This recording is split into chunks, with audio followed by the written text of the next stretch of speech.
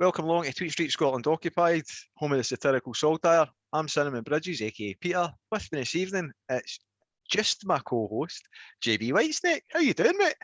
Not bad, Peter. Good to see you. Looking well, sir. I thank you, and you, mate, and you. Right, we've got a wee bit to catch up with. Try to think, where will we start? I might start with the Miss Nicola Sturgeon and the grand announcement today that we've all been waiting for. Right, okay, let's go, because I've not been fortunate enough to actually hear that clip or the wording of it. So over to you, mate. Tell us a wee bit about it, please. Yeah, I seen actually, didn't watch it live, but I seen it on Twitter earlier on. Basically, Sophie Rayworth was the BBC presenter who was challenging her. And to be fair to her, she actually tried to nail Nicola Sturgeon down quite firmly, saying you promised it this time, you promised it this time, you promised it that time, you promised this, you promised that. She went through the whole gambit of previous declarations that Nicola Sturgeon had made. Nicola Sturgeon defended the saying, well, we've had the COVID pandemic, such like, and you can read into that as you wish, but she basically said, within weeks, and I quote, within weeks we will be seeing preparation for an independence referendum no later than the end of 2023. So all us naysayers there, or all us doubters, can rejoice because it's definitely happening, isn't it, Peter?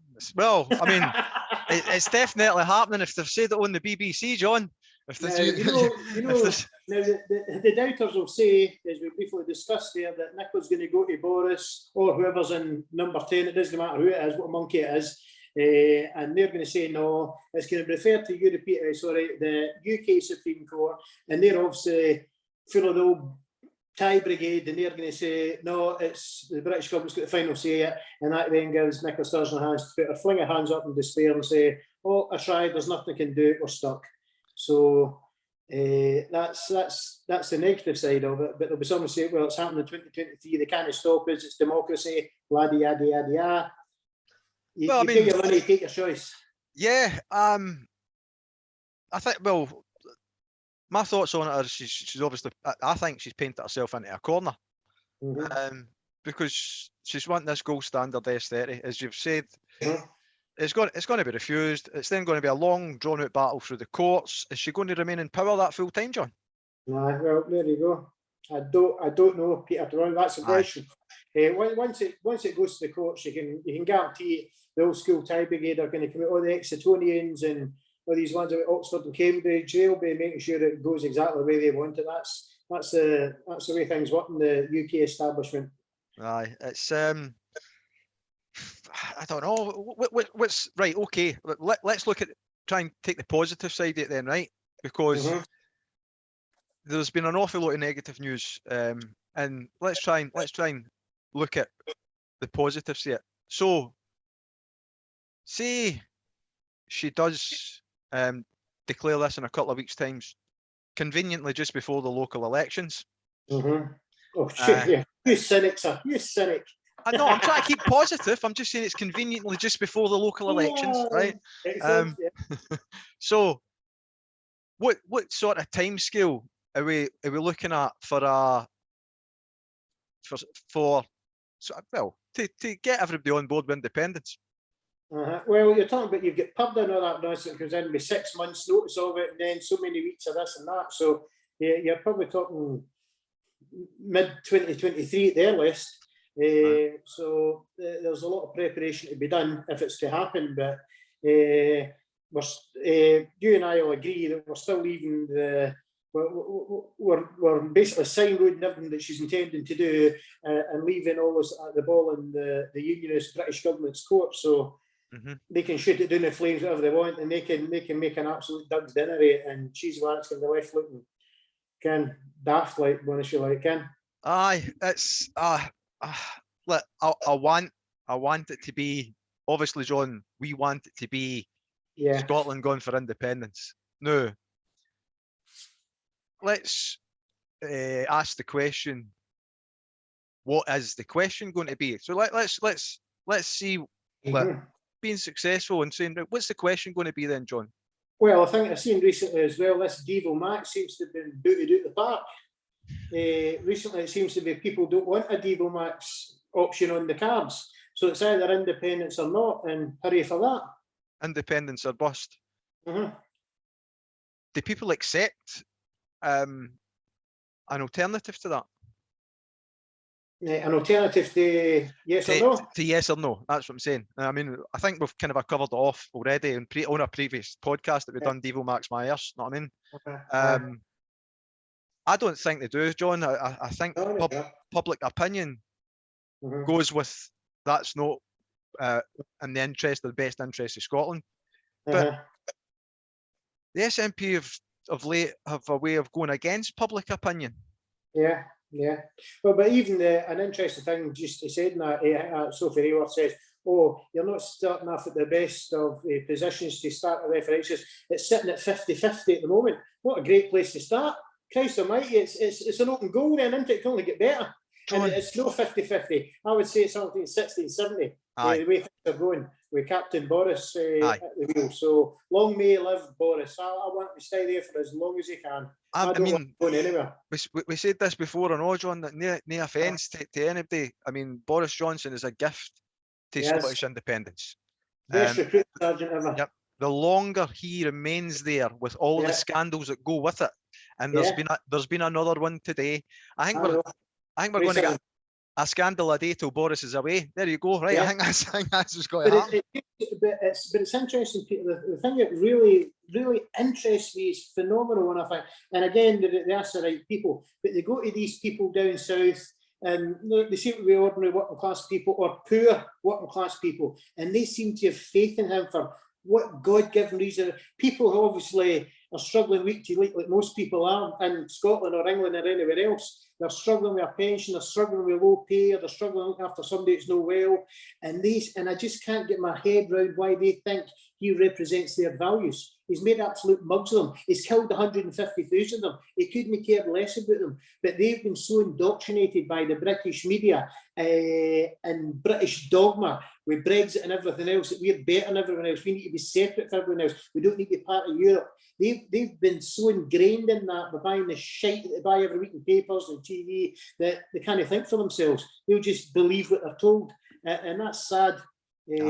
And we should be well out of that. I mean, it's a disgrace for no well out of it, now, Peter. You know that. Aye, John. I mean, I know there's desperation stages for certain people. I've been at the desperation stages for a while, for personal reasons. Know what I mean, and things that you don't wish to kind of share, but for personal reasons.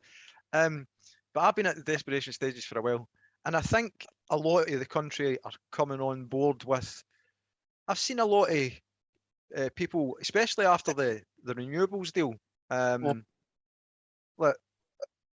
aiming a wee bit higher at the SNP that possibly didn't before, because look, I think that's a terrible deal. I think we've been sold out, John. It's been way undervalued. And the people who are going to be contributing towards that renewables deal, and again, they're a load of American people that have links to pharmaceutical companies that are pushing the trans ideology and the puberty blockers and everything else that are befalling on Scotland and other countries, by the way, but are befalling on Scotland as we speak. I mean, a cynic might say that this announcement of the independence on the TV today is as a result of the judicial review that's going on against the SNP for the GRA and its implementation, the child sex survey. I mean, I think half of Scotland has swung, or not half of Scotland, I'm going to say half of the independence movement has swung against the SNP's implementation of the GRA. And it may well be the case that this is a timely intervention that may catch a couple of years that, independence is on, because we're hopefully, and it's what we want, John. It's a distraction to kind of nullify the noise that's getting made elsewhere. And people are playing politics, but it's like, we know that it goes on. We know that people do play politics. A lot of people don't expect that Nicola Sturgeon plays politics. Well, that's true, it's probably symptomatic of somebody who's or a government that's been in power too long, in all honesty, and that happens to every bloody government. Yep. A lot of people still sit in, but on the back of that, they've just had a wonderful result in the last election that we had in Scotland. She's done fantastically well, but it's creaking at the edges a bit. There's a lot of people asking lots of different questions, but for me personally, I still think we should have the sense to separate the independence question against the failings of the SNP. We don't want to lose independence because a lot of people disagree with SNP. I mean, and that's my bugbear with certain people. I mean, don't get me wrong, I'm not an SNP, I'm not an Alba Party, I want independence, but there's people that we know in the Alba Party who've publicly stated they're not interested in independence. And so what do they do? The Alba Party by doing that? So there's people with agendas in both. There's careerists in the SNP who are happy being devolutionists for the rest of their days and promise jam tomorrow. There's people in the Alba Party who they said they don't want independence. They just want to be careerists and go with their own agenda. So they're no better or worse than people in the SNP. So, and somewhere in the middle, there's lots of people who are struggling, who are doing their damnedest, are decent, hard-working people, decent, honest people, and they're getting shafted because none of these two people are standing up for them. They're too busy biting each other. So, and I see a lot of people on Twitter saying that, for the love of God, would it not be nice if we can get somewhere down the middle road? But again, as you said, it's when people start playing politics. They're in a political party, they see anyone who is without their party that doesn't see it down their blinker view that they're the enemy, whether it be Tory, Labour or Alba. That's wrong. Tory and Labour and Unionists are the enemy. And we should see that. SNP should see that, Alba should see that. And at some point, and Alex Salmond himself has said, it would be great at some point if the independence parties can work together. So let's not lose the independence question over people on either side of it being career politicians or off in a tangent in their own mission to fulfill what they want to fulfill at the cost of independence. I would just want people to come together and push for independence. I don't want to attack MD now, but I don't want to attack MD SNP, but there's or ISP or any other party. And say, look, it's there to be grabbed, and you're fighting your shite, and there's the cup sitting there. It's within our grasp. Take it, and you're fighting over issues that can be sorted, flattened out, and reversed or abolished as soon as we've got independence. As well, Mr. Salmond also said when he was still in the SNP, vote for independence first, and then you can vote for whoever you want, because then we'll have a socialist Labour Party, and it will be a myriad of new parties started after Scottish independence. So we can banish we can use the SNP as a vehicle to get independence, to give us the chance, and then we still feel they're not doing the right job, they're not socialist enough for us, they're not caring about young people, poor people, gender recognition, whatever. We can boot them into the long grass and use somebody better to represent us. I mean, in the ideal world, if it plays out like that, then like obviously you want to get independence. I mean, our new co-host Lucy, who was on last week with the two is, and I done a podcast with her the other day with Safe Schools Alliance UK, and it was about children's rights, etc. John, it was really good, really informative. But as she was saying last week, some women might not go along with that idea because the uncertainty of what they're going to be going into. And the thing is, if you've got the GRA imposed as it's been titled to be done in the next couple of months, this year, it was supposed to be implemented last year. If that gets done, I need to ask why. My question is why is she taking such a risk in doing that? First of all, most importantly, with women, and also with independence, because it's a big risk to try and implement something that 80% of the electorate are against, John, and still hope to get the answer yes to the question that you want about independence. I mean, because that's so why then would you continue to push that, knowing Or is that a tool to try and dilute? Because people are saying that Nicola Sturgeon is acting in bad faith. Well, let's look at it the other way as well. And unfortunately, if there is people and I'll respect their choice to think like that, if they think that, because of this GR issue, I'm not going to vote for independence of FNP, put it forward because I don't agree with what they're doing in GRA, then what's the alternative? What does that then make you? That makes you a de facto unionist. And where is the British Union going? Where's the UK going? If you look at people who basically said we're heading to an authoritarian state, we're heading to a fascist state. Yep. So you really think sticking with the UK and hope it's going to get better at the cost of flinging their own chance of independence, that is shooting yourself. That's a Brexit style shooting yourself in the foot move, thinking that the British are going to look after us. They'll not let this happen. We are heading to an authoritarian state with a far right-wing government that couldn't give a damn about us. So if you choose that over choosing independence because of this GR issue, then that's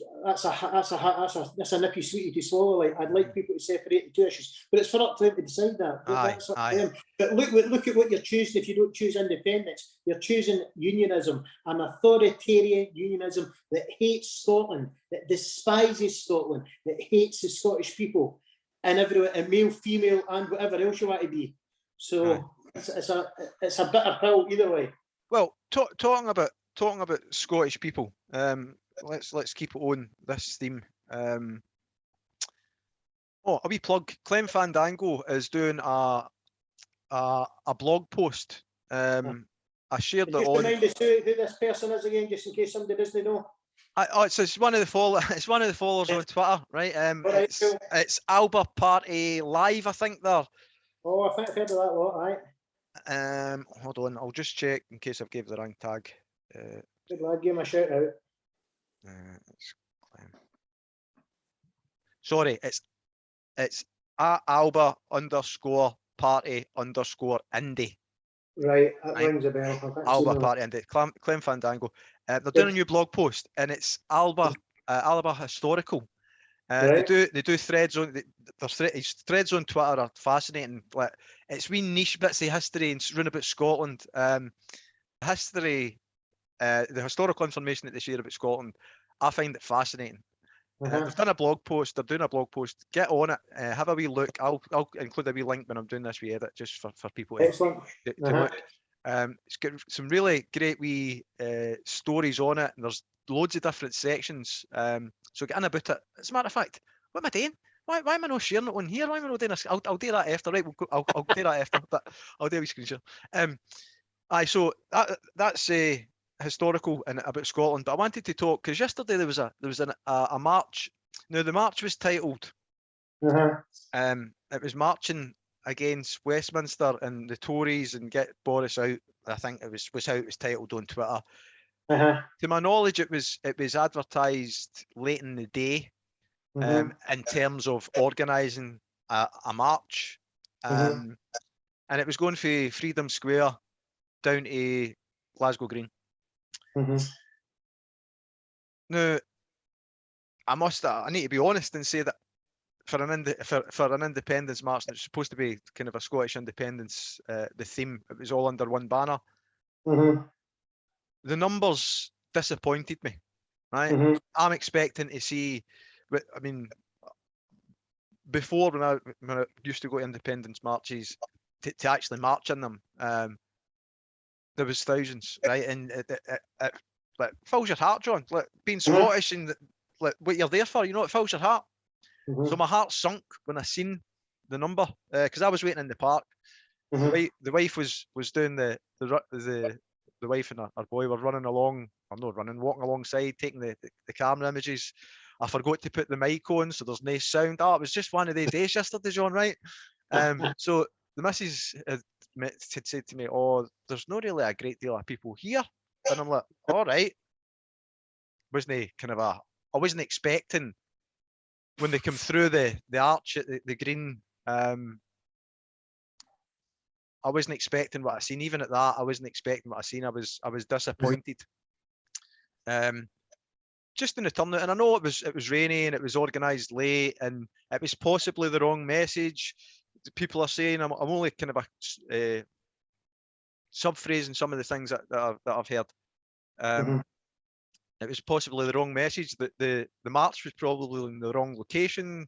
Some people are saying we should be marching on Holyrood or even at Butte House protesting there. Which I agree with, because I'm at the stage now. It's not the Tories that are keeping us in the union, John. That's where I'm at. It's not the Tories that are keeping us in. They're struggling. They're struggling to keep the rules for the door. That's the story that came out the day, which we'll talk about in a wee bit more detail later on. But we'll focus on the march at the minute, right? So my heart sunk when I seen the number, because it was way below what even I'd anticipated after the wife had said, "Oh, there's not really a great deal of people here." So my heart sunk a wee bit. But I come home. Stephen Flynn made the SNP MP made a speech, and he started talking about renewals. I had to publicly apologise online, which I hold my hands up to Stephen. Sorry, I misquoted, I misheard what he said. I had one of the noisy jackets on, trying to keep myself warm, John, you know. And as he started talking about the renewals, I was going down to heckle him anyway, so I excused myself kind of through the crowd and misheard some of what he said. And I thought he was saying that, trying to make it that the Tories were behind the deal, right? And I posted that online, and people started commenting on it. When I reviewed the footage of what he said, because it was getting recorded, I totally got it wrong. I misheard the message, and I apologise. And I put that out, the apology, earlier on. But I heckled him and said that, because I feel that the SNP have sold us out with the deal that they've done on the renewals. They've undervalued, they've undersold. The people that's connected to the deal have are American. They have links to the pharmaceutical company, which is pushing the trans ideology, as far as I'm concerned, with the puberty blockers. I'm involved in the Not With My Child, and we've got a lot of information about that, John, which is what we're going to be doing another one of those forums. That's what's in the background. We're going to be doing another one of those in the coming week. So I think that we've massively undersold the renewables, or least whatever the term, whatever they've done. If it's sold for a period of time or leased for a period of time, I don't know. But for the amount that was quoted initially going in for the 10 gig output that was initially going to be requested, it's been undersold for that amount, and it's increased by 150% on what we're offering as a result. And who was doing the deal? It makes you ask the question, who's in charge of that? And they're trying to make it as it's a good deal for Scotland, but as far as I can make out, it seems a bad deal. It looks like it's been shafted. It's like the oil situation over again. And how long does this lease last for? How many years? Many decades? And I mean, and it's there's the thing that was to the Crown Estates as well. See that. It's a whole apparatus, and again, take it back to the whole. But you've got to put it in a British perspective. It's a whole apparatus around it that is shrouded in secrecy and mystery and misinformation, and it's all to the negativity of the working person. The ideology is keep you in the dark and feed you shite. They want you to know as little as possible. The information is impossible to find. It's screened by a bodyguard of lies and deceit. And that's how the British Crown operates. That's how the British establishment work. They've been doing it for centuries. It's nothing new.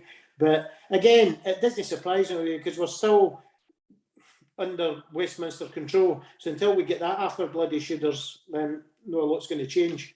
We shouldn't be surprised at that. I like to say about the march as well, Peter.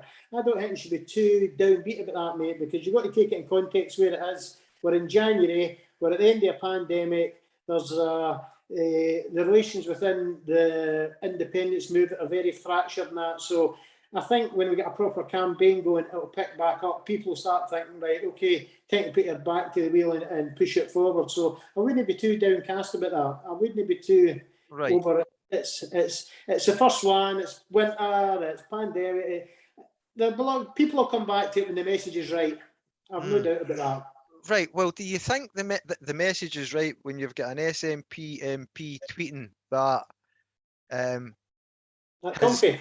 yes, look, I can't I can't hide my disdain for this man, because I've been to several, and there's probably people been to more independence marches than me. I'm not proclaiming to have been Mr. Independence and been to every single march. I've done, because there's people that have been doing it a lot longer and a lot better than me. I've went and enjoyed each one that I've went to, or each one that I've been. It's one of these things that anyone that I've went to, I've never in my puff taken an SNP flag, a Alaba flag, an ISP, a Greens. I take a Scotland flag, John. Right? I take a Scotland flag. This is my saltire, handily available. Right? So I take this. I take this with me. Right? I don't have. There, Pete. What? You need to get the merchandise going, son. You can make a killing on that. Tweet Street Scotland, these flags, and start flogging them. Mate, 20%, man. 20%. No, you're on 50, mate. You're on 50. That's how it goes. Well, we might need to dilute it now that we've got new members of the team, actually, because we can't just say other. No, it's joking aside. When we set this up and getting it going, John, I said, see, as long as this doesn't cost me anything, it'll never cost anybody anything to watch this and to hear my thoughts or our thoughts, because at the end of the day, it's set up to try and encourage the conversation of independence and encourage the movement of independence. It's grassroots. It's for Scotland. You know, I find it really difficult when you've then got elected members of parliament running down me and people like me that are out there marching for Scotland, or in my case, I wasn't marching, but out there supporting Scotland and independence and Scotland being free of Westminster control. And it doesn't sit well with me, John. It doesn't sit well with me. The person he's got forum. It's nothing new. He's a careerist politician. He's a devolutionist, and a lot of people see through him. A lot of people still support the man. That's their choice. But there's bigger and better fish for him to fry if he's an independent. If he claims to be an independent supporter, there's down the street an old myriad of Scottish Labour, Liberals. When's the last time I attacked that shower instead of attacking people at heart support independence? So he's not doing himself any favours. So hey, vote him and see what happens at the next election. Aye, well, that's definitely something that I think might change. There was talk of somebody going up against him as a carrot. Oh, good, aye. Have you seen that Twitch carrot on Twitter? It's on the, what you call it, on TikTok. There's this boy dresses as a carrot. I'm sure it's set in Holland. And he does it what the scary snowman does. He just stands there dressed as a carrot, and folk think he's a static ornament, and they walk up to it and he sort of jerks towards him and they would shit themselves. Right. I've not seen that, but angry carrot, that's what it is. The angry carrot. On TikTok, the angry carrot. It's hilarious. On TikTok, right? Okay, I'll do that. Right, I'm going to do a wee screen share because I made a wee a wee poem song for Mr. Wishart last week. Because these are my thoughts on him. This is what he emits to me, right? So you can give me your thoughts. I don't know if you've seen it, mate. Where are we? There it's here. Right. Share the sound. Because I used to always forget to share the sound, John, you know? Right. I've even done the words so that people can sing along. Excellent. So here we go. This is it here. Operation Red Meat with my carrots is what I like to eat. Operation Red Meat with my carrots and slippers on my feet. I'm down here at Westminster with the Tories, my learned friends. I treat fellow Scots like the Tories treat me. It drives them round the bend. 20 years of serving, I've no long achieved. If I can keep my pension, I'll be so relieved. I'm on the gravy train now, my meal's nearly complete. A few million half-baked totties, that's you, and I'm ready to eat. Operation Red Meat with my carrots is what I like to eat when I'm sat here in luxury with comfy slippers on my feet. Superb. There you go. So that's Mr. Wishart, right? Mr. Wishart. Talking about that day, Pete, was doing some shopping today, and I was in a shop. We've got to shop in where you've got to watch your money. I was watching. You used to get 2 tins of soup for £1. That same thing is now 3 tins of soup for £2. So, so just show that, and that's the cheap shops. So there's a cost of living tsunami coming towards us, and it's going to swamp a lot of folk and people in power. Nicola Sturgeon, SNP, whoever, they should be highlighting this fact and basically what they're going to do. Well, what can they do to protect us? That's what they'll say. But really, that should be pushing the independence question. There's a lot of people who are going to be really, really badly struggling, and the only hope we've got is independence and something better at the end of that. So they need to get their finger out and start. They kind of sit there and say, "Oh, we're all right. We've got a pension. We've got £100,000 a year jobs." That's not what they put there today. And they're looking into the shop and struggling. How many cans of soup can I afford this week?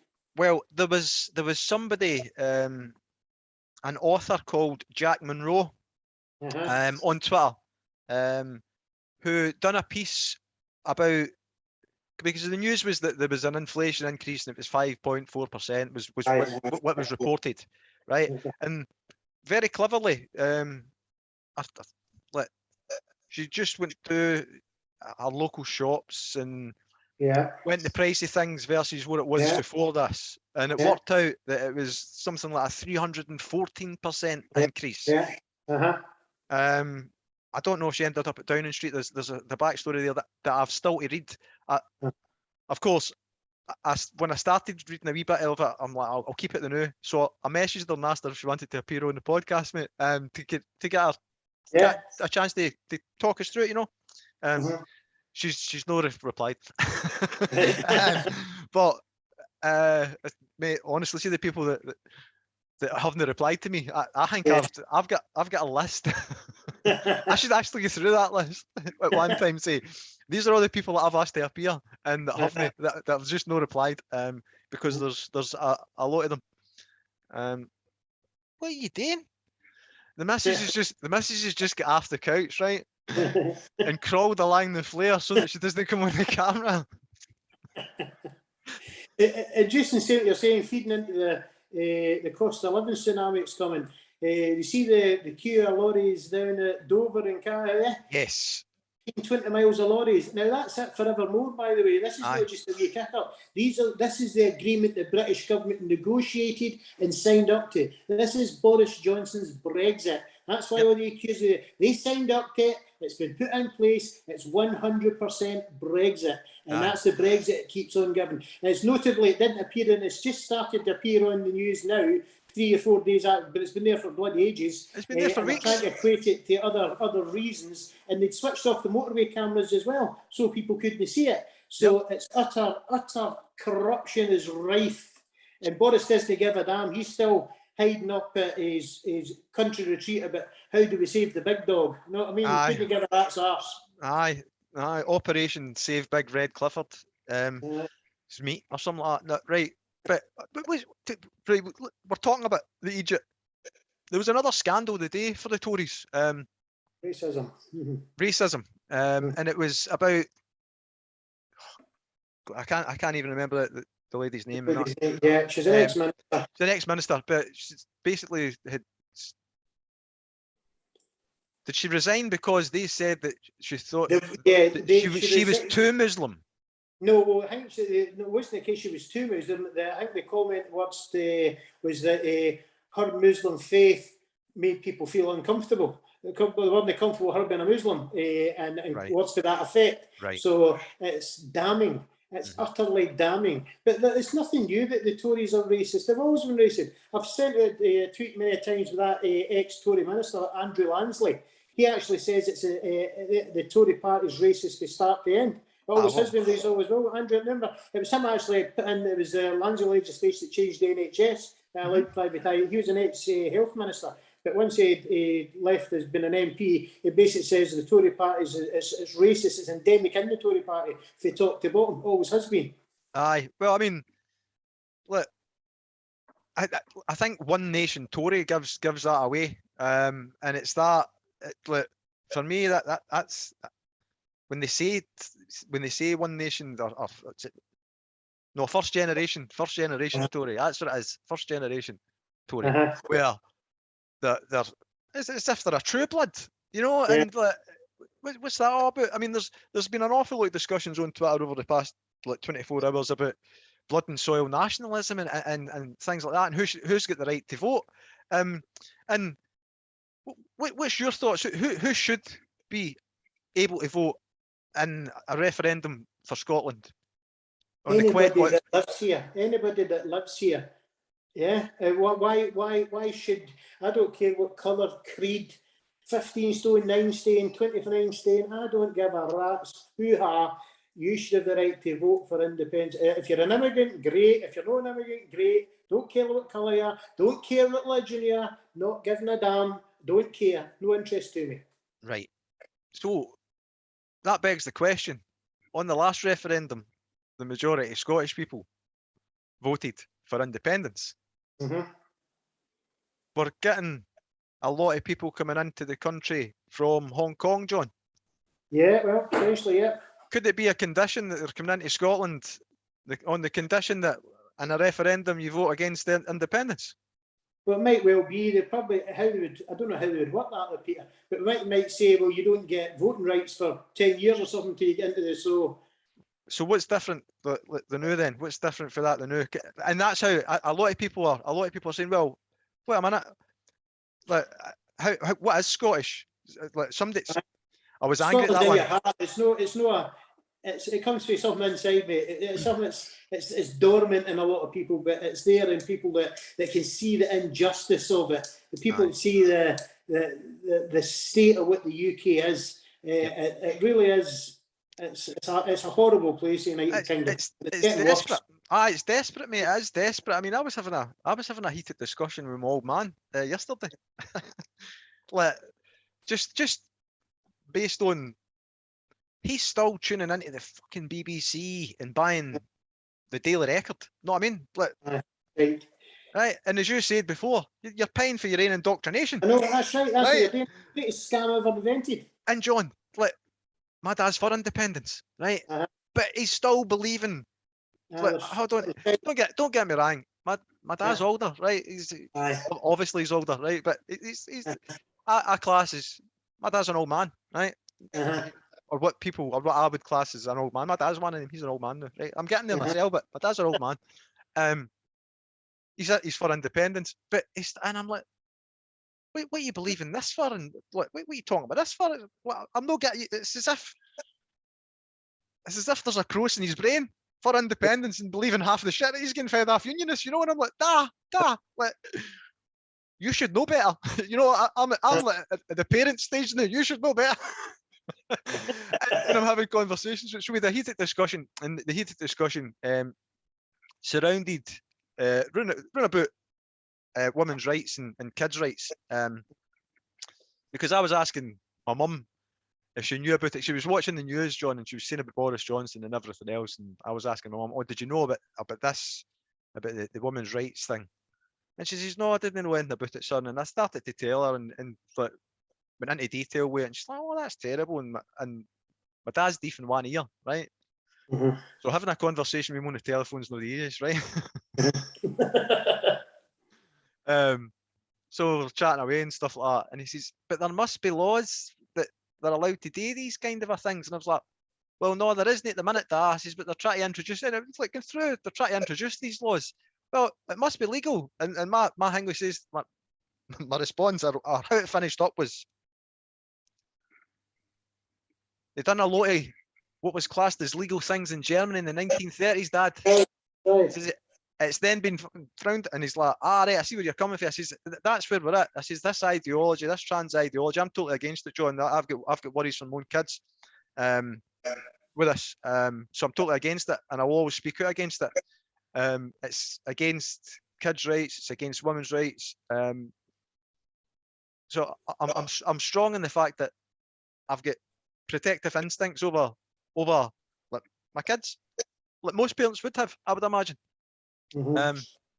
So me and my old man, we ended up kind of having a wee bit of heated debate. That was what the subject matter was. It was like, but the politics in Scotland, as a result of Egypt down the road. So, and what my dad was saying is, I can't get your mum to stop watching the news, right? My dad reads the paper and watches, does whatever it does. He says, I can't get her to stop watching the news.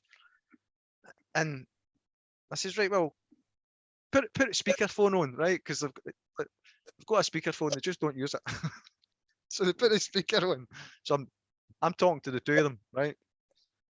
And I says, Mum, so why are you so interested in news all of a sudden? Because my mum's not interested in politics. She was never interested in politics. But now she's never get the news off and always looking for news about Boris Johnson. And she's on her tablet trying to find stuff about Boris Johnson. And I'm thinking, why, Mum? Right? And the answer was because my auntie died in the pandemic. Right. And there was restrictions and we couldn't get to the funeral. So my mum's sister passed away during the pandemic. And my mum has a hatred for a man that she doesn't know. And that's never been my mum. My mum was always one of these people that, no, I don't hate somebody, hate what they represent or hate whatever, blah, blah, blah, because the person might just be, right? That was how I was brought up. Don't not hate a person, hate whatever it is they're representing or what they're doing or an act that they're carrying out. But she actually says, I hate that man. I hate him. And that's the reason, because she couldn't get to go and pay her last respects to her sister because of the restrictions during the pandemic. So it hit home. Actually hit home for me a wee bit, because I've seen people saying that. And it was my auntie. And like, okay, I'm sorry that my auntie passed away, and I'm sorry for my extended family that missed out on it. But my mum that's my mum's reason. I mean, for all the things that have gone before, and I've mentioned a couple of things in my mum and dad's house when I'm talking to them on the phone about politics, and my mum doesn't bother. She brushes that. No, that's not for me. That's for your dad. That question, you know, she knows if I'm asking something, no, you want me to ask your dad that, you know, it's how it goes. But she hates the man, and that's her reason. And I find it hard to kind of disagree with her hatred for him, because 150,000 people, John, and he's having parties, and he's playing us all. He's trying to play us all for fools, not very successfully, might add. I mean, I can't wait to Sue Gray says that he's allowed to come out and speak. Right. Well, I mean, I seen somebody on Twitter the day saying, if anybody thinks that Sue Gray is going to come out with something that's going to sink Boris Johnson, I've got a bridge to sell you. Aye. In fact, I've got two bridges. I'll sell the Queensfair Bridge and a fling in the Forth Road Bridge as well, just for a sale of essential, I can, because she's a civil servant. It's not her position to undermine the government. And basically, at the end of the day, for understand it, she gives a report to Boris Johnson. Boris Johnson can then detract things from the report. He doesn't want it seen, keep it secret, and then it's Boris Johnson that decides whether Boris Johnson broke the rules or not. Aye. It was the same in the last inquiry about the wallpaper scam and all that nonsense. He was the jury, he was judge, jury, and his own executioner. So it was Boris Johnson that decided, well, no, he didn't break the rules, being himself. So it'll be handed to him. He can detract what he wants. Look at it. No, everything's fine, hunky-dory, sign it off, and we've got a wee statement saying, there you go, it's all put to bed, end of story. Next scandal, please. Aye, that's on to the next scandal. I mean, it's terrible that this is effectively, I know that probably every Scottish independent supporter will say that Westminster's not their government. Yeah. Right? Knowing that Government of occupation. Knowing that by all accounts, they're the person who make the decisions, right? As it sits, right? And you need to be honest about that, right? It's no your government, but it is your government, right? It's the government that rules over us. That rules over us. The Scottish people's unelected government, right? Yes. He's hanging on to power. He's laughing at people. I mean, he's like the coming out and I didn't know what the rules were. I didn't know that I was what the rules were that I was to follow. That I told you, like, John, we know it's absolutely I mean, no, I'm not any great fan of bloody Ian Blackford, but I watched the Question Time last week there, and the day before you had Boris Johnson doing his hang-dog expression, apologise to the Queen, I'm sorry, blah, blah, blah, and he was questioned the same thing about with Blackford at Prime Minister's Question Time the very next day. He was rolling about his head like this, man, look at his watch, playing with his phone, basically been utterly disrespectful to him. So 1 minute I accept, I'm sorry, this next minute couldn't give a damn, and that's Boris to you. That's the narcissist that he is. Absolute narcissist. Yep, I totally agree, mate. I totally agree. What was the other thing? It was what was the other thing? As if I could forget. What about the jets that flew over Scotland the other day? Oh, the American ones, were they? The American jets flying over Scotland. Probably up for Laken Heath or some damn thing. And why are we getting American jets flying over Scotland? Do you reckon, John? Well, there you go. Makes you wonder, doesn't it? Well, I'll tell you. I think I know why. And you mentioned it before we started recording. It's the carry on in the Ukraine. Yes. Right. Where are we? Where are we with that? I think a lot of people, let's just say, a lot of people don't know a lot of the history about Ukraine, the recent history of it, I'll even say, because even when Obama was still president of the US, he was sending envoys, and one particular sticks out in my mind is John McCain, who's now sadly passed away of cancer, but he's an ex-presidential candidate in the US. Right. That's right. And he was the one that was held in, his father was an American politician. He was held by in a Vietnamese prisoner of war camp, famously shot down, tortured, all this kind of thing. Came home, became a senator, blah, blah, blah, Republican. But even when Obama was president, was over in the Ukraine, basically agitating for a war with Russia in the Ukraine. Now, what happened was in Ukraine, there was a democratic elected government which was overthrown with American support, CIA involved and everyone else, and McCain was in there agitating as well. And it was basically a load of neo-Nazis that took over in the Ukraine on the Americans' behalf because he wanted to use them to agitate against Russia in Russia's backyard. So it's no surprise that, and then all of a sudden you've now got Britain going out sending weapons and training instructors over. America's doing the same. So people, I can understand people are fearful of Russia, but let's put this in another camp. If you had NATO bloc on your border, basically. I mean, they say, well, there's 100,000 Russian soldiers on the border, but they're still in Russia, right? They could invade, right, so they could. But how many, if you look at a map of Russia, how many NATO bases is it surrounded by? And why is Ukraine allowed to be getting away with basically when a load of Nazi thugs are in charge of it? So it's a very dangerous place. And again, if you look at President Biden, which happened with him, he's basically a year in office now, and the wheels are coming off his whole programme, and the people are shafting him in his own party, by the way. There's a couple of senators in America who are voting against all his bills that he wants to foot for infrastructure and everything else. And it's not even the Republicans that are shafting him, it's his own party. So it's faulty bits, so he's going to have to try and get his legislation through in bits as opposed to in one block. But what is a classic manoeuvre here, they all do it, presidents and prime ministers, if we can get a wee war going somewhere, and that brings people together. That unites us as against a common enemy. So that would get all the Americans on, and it would benefit Boris Johnson as well. And you do it if it kicks off down there, because then we can all start waving Union Jacks, and the American can wave the old glory. And here we are, we're protecting freedom against the Russian aggressors, even though it's on the Russian border. So two sides to every story. Excuse me. You shouldn't believe the media narrative. They're on the Russian border as well with British and American weapons. So I think how Russia feels, they're the ones that are under threat as well as Ukraine. I mean, again, it's a proxy war, isn't it? It's one of these. That's exactly what it is. And it's something that if you read any books about what back into the post-Cold War times or just through the Cold War, America done. They done it all over Europe. They done it in Spain. They done it in Italy. They agitated against anybody who was against American interests in Europe. They paid the mafia to murder people in Italy.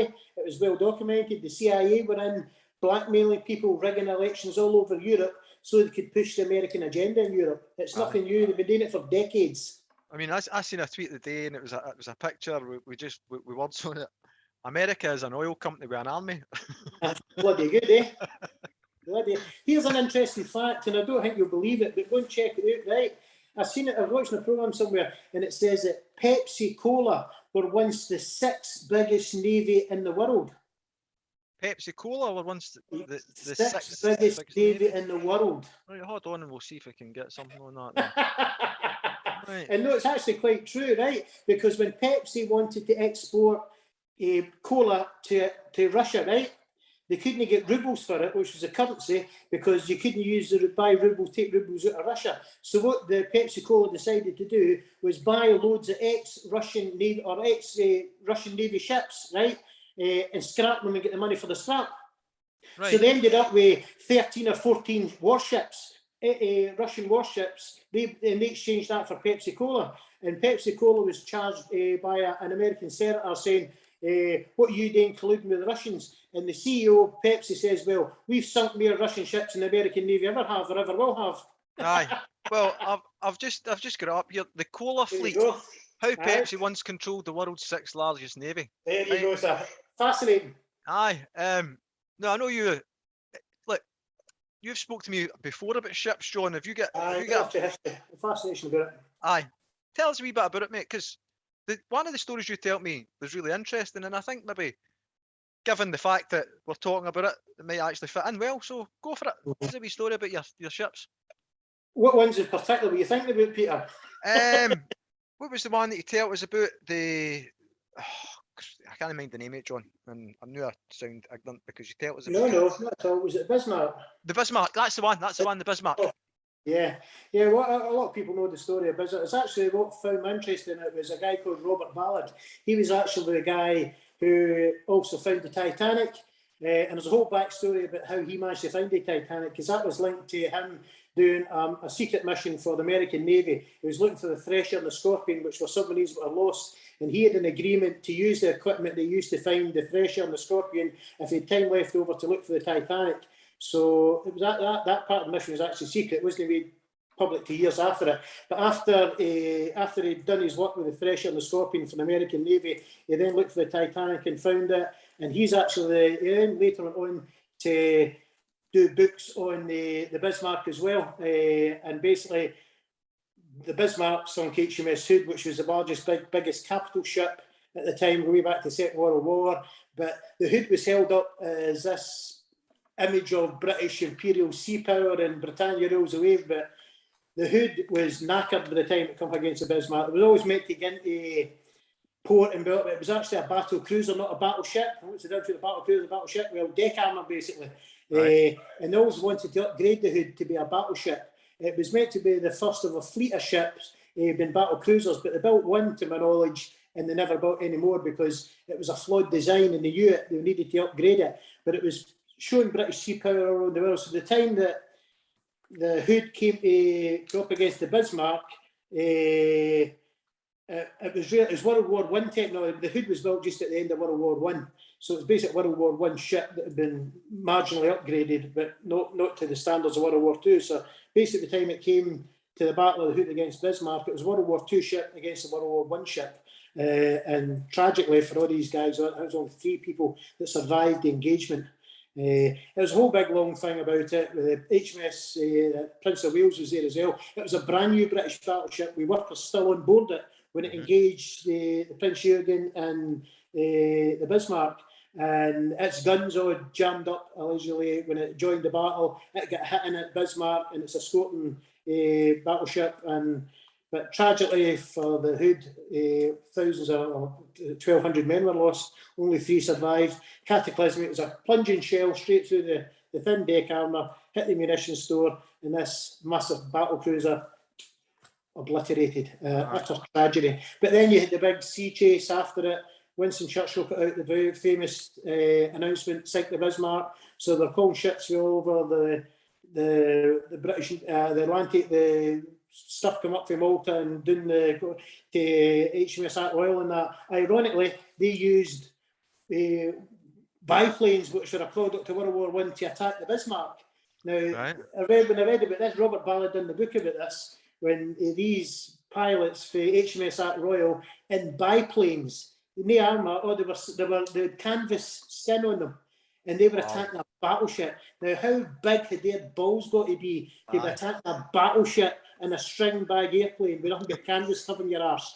And the boy actually at the back of it was a 2-man operation. He had to hang out the back thing to watch for a trough in the waves to drop the torpedo. Yeah, right. And these things flew about the equivalent of 50, 60 mile an hour. That ain't fast in the sky, and there's battleships flying everything at these boys. So you've got to take it out. These boys had balls of steel, and they actually fired it, and they actually damaged the rudder on the Bismarck. So it was heading for Brest for Spain to get it because it had been damaged in the battle. So they decided to take it back into German-held territory. But once the rudder was damaged by the biplanes, brave bastards, it then could only steam in giant circles. So instead of heading to France, it was heading out the way to meet the British fleet that was out there to attack it. They dragged every boat they could find to attack it. So it was a foregone conclusion that when it was attacked by these ships that it was going down. It went down. Actually, scuttled it at the end. The Germans scuttled it, but the British had it pummeled to buggery before then. Anyway, but it's a fascinating story, a horrible story of war, but it's fascinating to think how all these people are involved in it and how fate plays a part in it. It's a fascinating story. But the tragedy of war is, you've always got to take that from your reading books about history, about the tragedy of ordinary working people that went to fight a war to save us from fascism, authoritarianism. Sounds familiar. But there's history. History teaches a lot. You know what I mean? I mean, seeing as we're talking about war, the only other ship that I knew of really, because ships really only my thing. War's not really my thing. It's not something that I've looked into. I'm aware of the Great Wars. I'm no ignorant enough not to have looked at that the information about it. But ships and what have you, the only other ship that I knew was the Belgrano, the General Belgrano. That's an ex-American ship, don't you? Well, I was just going to say, I bet you've got a fascinating thing about that. I know, because tell us something about the Belgrano. I can't remember it wasn't the USS. I can't remember its former. It wasn't Texas. It was something like that. It was a World War II warship. Right. The Argentinians had bought. They'd bought British warships as well, from what I remember. Right. They did some of the same ships as we did, so they were able to do drills against some of the British ships prior to commencement, so they knew their weak spots. The Sea Wolf and everything else is meant to protect the British ships. But these ships were the British ships were designed in the 70s, and they were full of aluminium, which burns, and formica and everything else. They forgot the lessons that war had taught them many, many years ago. And again, a lot of poor, brave men perished to deliver that. And that's the thing. You get all these soldiers put on board, and it's again, like, a lot of folk will say, I don't talk about politics, I don't do politics. Politics is everywhere around about you. Politics isn't everything that you do, right? Because you've got these soldiers, as John said, that are the bravest of the brave. I mean, that they're going to defend whatever it is. Like, for me, your army should be a defender, not an attacker, right? That's how it goes, right? Should always be a defender, never an attacker, right? Peace, always peace for me. But you've got the politicians making decisions not to kit out ships properly to try and save some money. Right? And ultimately, what happens is, as you say, they don't learn the lessons of history. Where if you've got to be in that situation and you've got to be patrolling and you want to be, you want everybody on board to be safe, right? Same with planes. Like, some of the things, there was an announcement about 5G, and some of the planes couldn't land in China or something like that. Certain types of planes. I mean, so potentially when 5G goes on, you're going to have planes falling out the sky, right? Like, that's how I view things like that. No, that's dangerous. Don't do that, right? So, you've got politicians making these decisions to put countries up against one another, knowing that they've also made decisions to weaken their own people. Or weaken their own attack by trying to save money, try to do this, try to do that, right? And it's just a big racket. And what I'm finding out is that the world's just a big racket that's controlled by like half a dozen folk. I mean, you've got this Build Back Better thing that they said, no, that's a conspiracy. Oh no, it's not that bit that we're doing. We're only doing this bit, right? Right. Build Back Better, the Great Reset, whatever way you want to call it, World Economic Forum, who's part, again, in conjunction with some of the dealings that have happened with the Scottish renewable sector. So it kind of ties in, it's kind of a relevant taste. The Belgrano, just for anybody that didn't know, that was the ship that was sunk at the Falklands War. HMS Conqueror sunk it. HMS. There you go, HMS Conqueror. It was the ship that had fired the missile. It was a nuclear submarine fire. Oh, it was a subfire in a World War II era torpedo. Wow.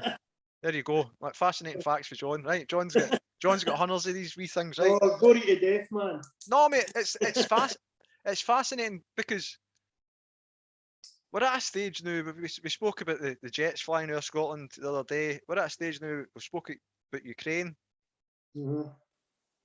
Is there potentially going to be a war in Europe? I would hope. Jesus, God help us. But that would suit a lot of people. I know it's a horrible thing to say, but that would suit the likes of Biden, and I would say Johnson as well, because that tends to unite people that fight. That are fighting for Scottish independence or whatever other cause in the heart. That would then put everyone in the back burner to unite to fight a common enemy, even though that common enemy has been practically forced or invented to fight against us. Because look at the lies we were told about Iraq, weapons of mass destruction. Tony Blair, they could launch it in half an hour, 25 minutes. The biggest bucket of lies. You'd Colin Powell stand there with wee Viola saying, "Oh, this is the poisonous stuff we could spray us away." A lot of bloody lies made up. Well, I mean, what time is the Doomsday Cloak at is the question that I've got to ask, because we're now talking about nuclear powers, right? And then you've got what I kind of say Scotland's probably got to turn into with this if the GRA is implemented, is North Korea. You've got North Korea, you've got Kim Jong-un, or Il, no, it's Kim Jong-un in it, because Kim Jong-il was his father. You've got him doing hypersonic nuclear missile tests, and like, is the Doomsday Cloak just about to? Is the alarm about to go off, mate? It makes you wonder. I think North Korea is a bit of a, I mean, it's an impoverished nation with a wee nutcase in front of it. It sounds like Britain to me, like, you know, but it really it's held up as a threat, but they're years away from being any threat to anybody. But again, it's the West. The West needs enemies. If it's no Russia, it's China. If it's no China, it's North Korea. They need to, particularly Americans are talking to you, they need to justify spending billions and billions on weapons, more and more weapons, more and more ships. They've got to justify that. So they need to, if there's no enemies there, they need to invent them. And then the media plays them up as being the threat to them. When really, they're no threat at all. Because America spends, 12, 20 times more than the next nearest 5 powers together. So, right, astronomical amount of money. I don't want to be talking about this, but we're on the subject. Who wins? E.T. I don't think I'll go to extra time, mate. Everybody loses, mate.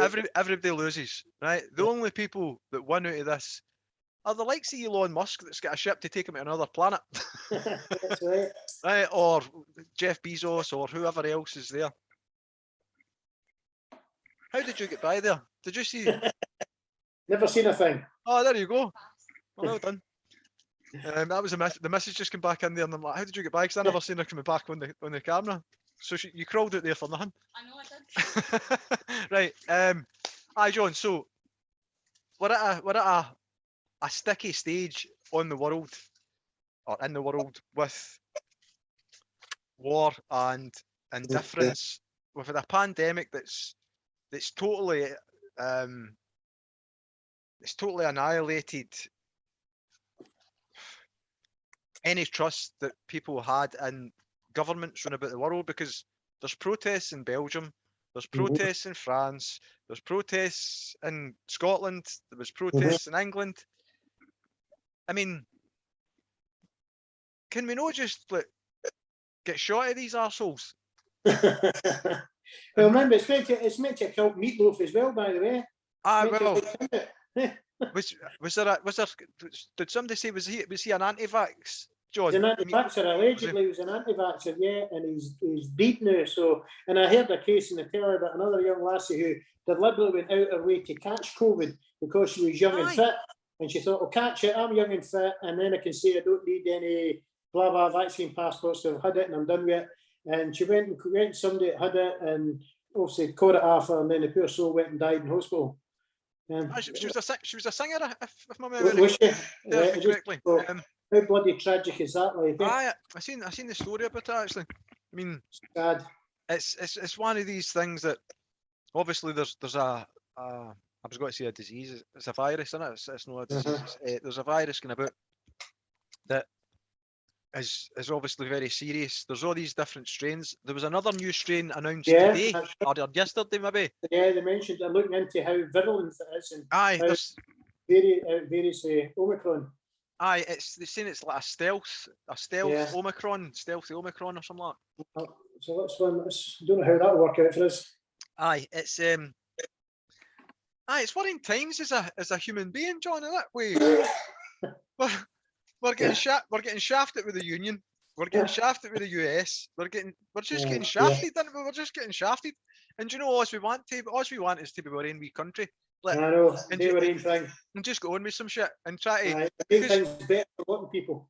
Because I mean, you say all we want to be is our own wee country.